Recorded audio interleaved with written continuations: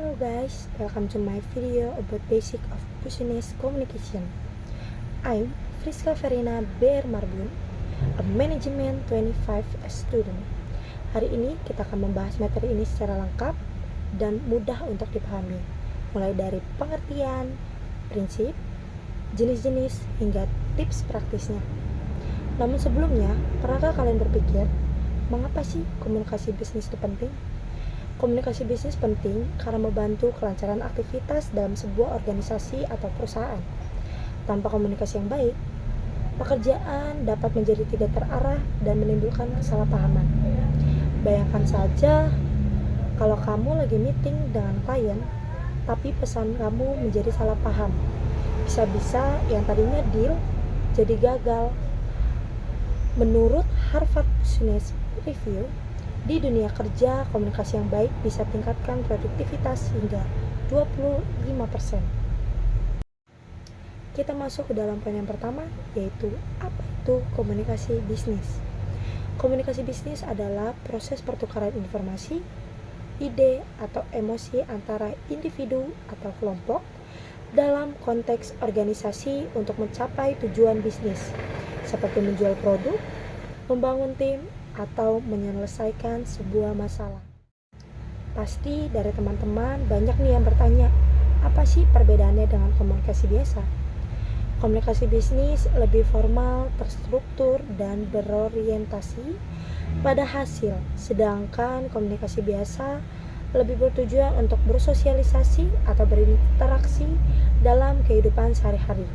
Misalnya, email ke bos versus chat santai ke teman. Sedangkan menurut para ahli seperti Lessika dan Flatley mengatakan bahwa komunikasi itu sebuah proses penyampaian pesan yang efektif untuk mencapai kesepakatan. Ada juga para ahli seperti Murphy dan Hildebert mengatakan bahwa senjata ulama manajer modern. Namun, intinya komunikasi bisnis membantu perusahaan bertahan dan berkembang di era digital ini. Selanjutnya, kita akan membahas tentang tujuan komunikasi bisnis. Komunikasi bisnis dilakukan untuk mendukung kelancaran aktivitas dalam suatu organisasi atau perusahaan. Melalui komunikasi yang baik, setiap informasi dapat tersampaikan dengan jelas sehingga pekerjaan dapat berjalan secara efektif dan efisien. Yang pertama, menyampaikan informasi. Salah satu tujuan utama komunikasi bisnis adalah menyampaikan informasi yang berkaitan dengan kegiatan perusahaan, seperti kebijakan, laporan, instruksi kerja, maupun perkembangan sebuah perusahaan. Informasi yang disampaikan dengan jelas akan membantu semua pihak memahami tugas dan tanggung jawabnya. Yang kedua, membangun hubungan kerja. Komunikasi bisnis juga bertujuan untuk membangun hubungan kerja yang baik antara atasan dan bawahan, antara rekan kerja maupun dengan pelanggan dan mitra bisnis. Hubungan yang baik akan menciptakan suasana kerja yang harmonis dan meningkatkan kerja sama dalam sebuah tim. Yang ketiga, membantu pengambilan keputusan. Dalam dunia bisnis, keputusan sering diambil berdasarkan informasi yang diperoleh melalui komunikasi, seperti diskusi, rapat, laporan, dan pertukaran ide.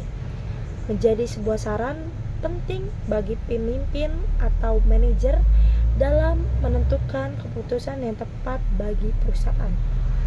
Yang keempat, meningkatkan efektivitas kerja. Komunikasi yang baik dapat meningkatkan efektivitas dan produktivitas kerja. Ketika informasi disampaikan dengan jelas dan dipahami dengan baik oleh semua pihak, maka pekerjaan dapat dilakukan lebih cepat, tepat, dan terarah sesuai dengan tujuan organisasi. Kita akan membahas tentang poin pentingnya komunikasi bisnis. Komunikasi bisnis memang cukup krusial untuk kelancaran operasional dan pertumbuhan organisasi. Yang pertama, membantu koordinasi dalam organisasi. Koordinasi organisasi dalam komunikasi bisnis bisa memastikan alur informasi mengalir lancar antara departemen sehingga tugas-tugas saling terkait dapat disinkronkan.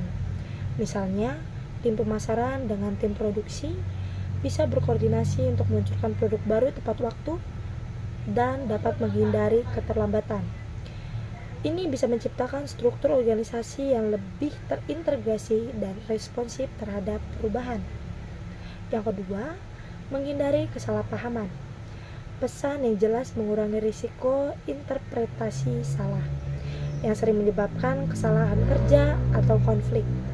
Dalam rapat bisnis, penggunaan bahasa sederhana dan feedback langsung membantu semua pihak memahami ekspektasi dengan tepat.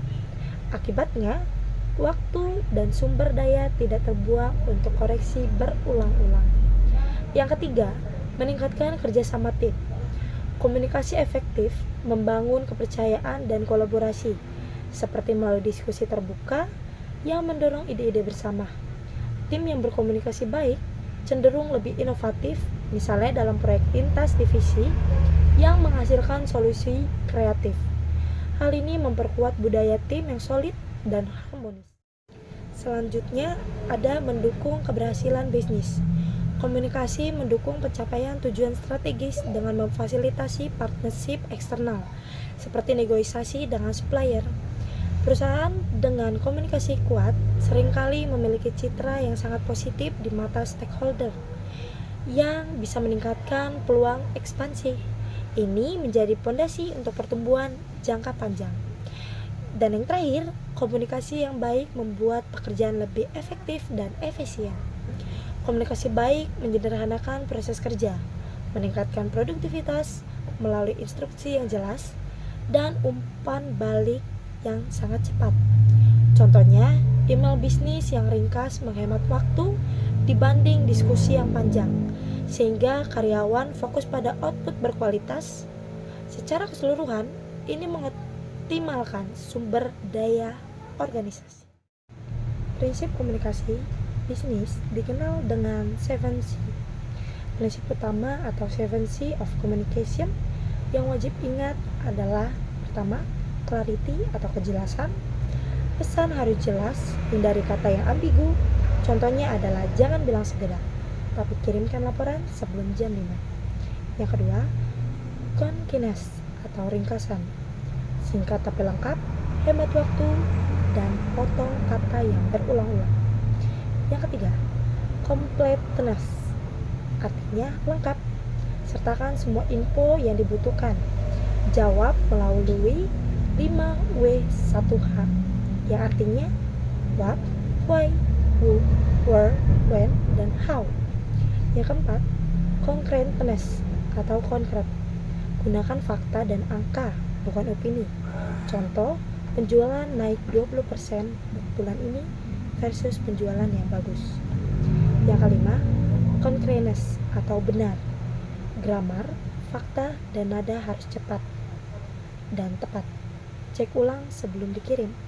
Dan 6, courteousness atau sopanan. Hormati audiens, gunakan kata positif seperti mohon bantuannya, lebih baik daripada cepat dong. Dan yang terakhir, consideration atau perhatian. Pahami spesifik penerima, sesuaikan bahasa dengan budaya atau jabatan mereka.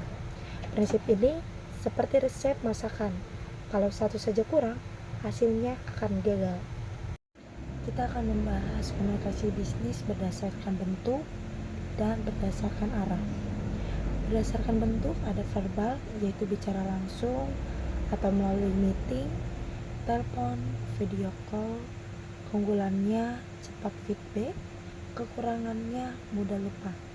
Yang kedua, bentuk nonverbal, yaitu bahasa tubuh, ekspresi wajah, gestur. Contohnya, senyum saat presentasi bikin audiens percaya. Yang ketiga, bentuk tertulis, yaitu email, memo, laporan, proposal. Keunggulannya bukti tertulis, kekurangannya lambat respon. Dan berdasarkan arah ada upward, yaitu bawahan ke atasan atau laporan kinerja.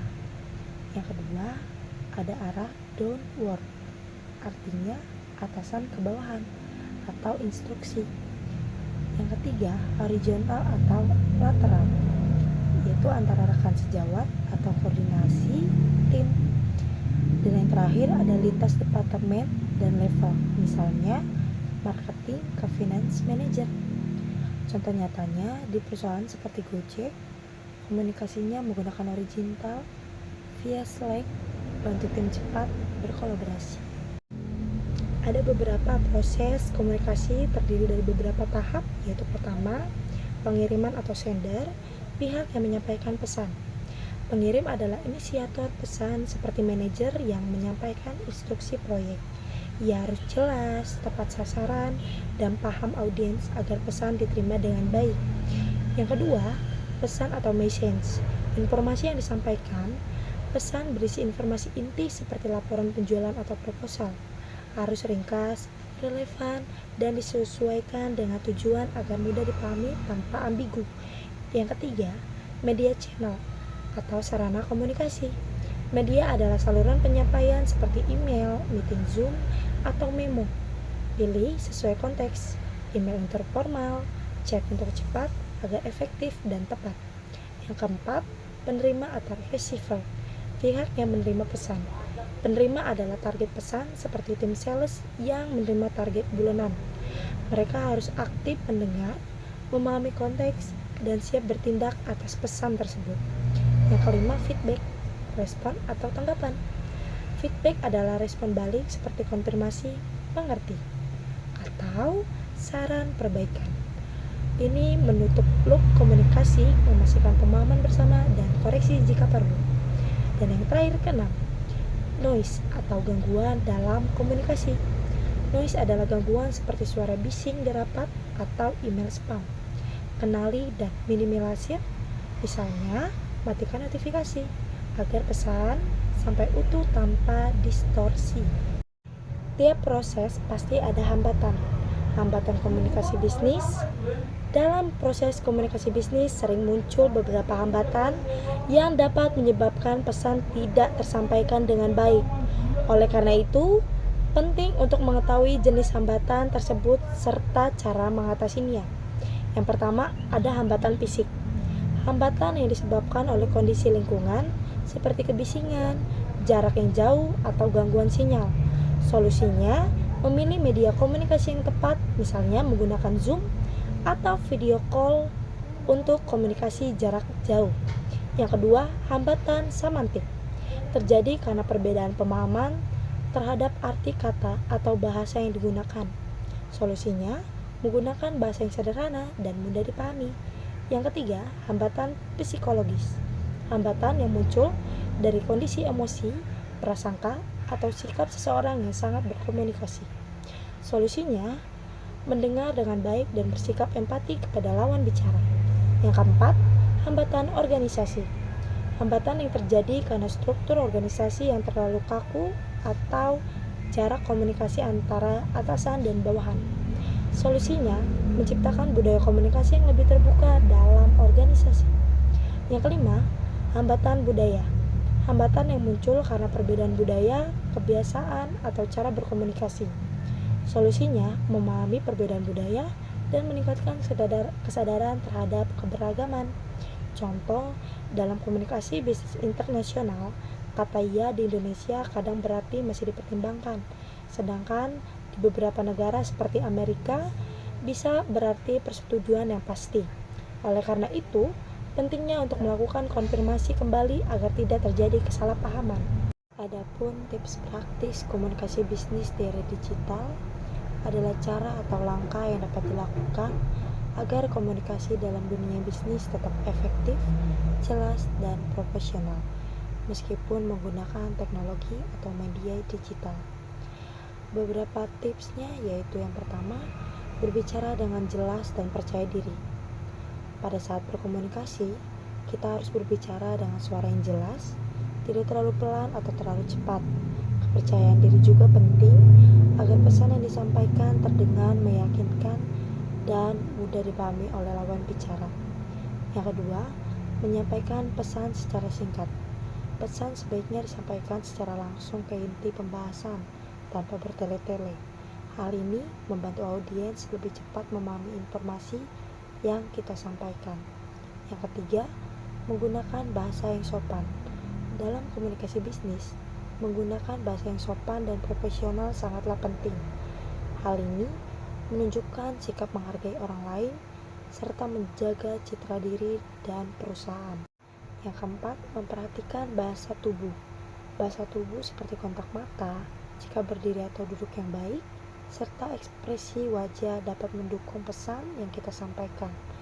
Bahasa tubuh yang positif membuat komunikasi terlihat lebih meyakinkan. Yang kelima, dan yang terakhir, menyesuaikan komunikasi dengan audiens. Cara berbicara harus disesuaikan dengan siapa kita berbicara, misalnya dengan atasan, rekan kerja, atau pelanggan. Penyesuaian ini membuat komunikasi lebih efektif dan mudah untuk diterima. Sebagai kesimpulan, komunikasi bisnis merupakan hal yang sangat penting dalam sebuah organisasi karena membantu menyampaikan informasi dengan jelas, membangun kerjasama yang baik, serta mendukung tercapainya tujuan perusahaan. Dengan memahami prinsip, jenis, dan proses komunikasi bisnis, kita dapat mengurangi kesalahpahaman dan meningkatkan efektivitas dalam bekerja. Kemampuan komunikasi yang baik juga menjadi penting bagi kita sebagai mahasiswa yang nantinya akan memasuki dunia kerja dan menghadapi berbagai situasi dalam lingkungan bisnis. Demikianlah pemaparan yang dapat saya sampaikan. Thank you for watching. Like, share, and comment. If you have a question, say in the next video.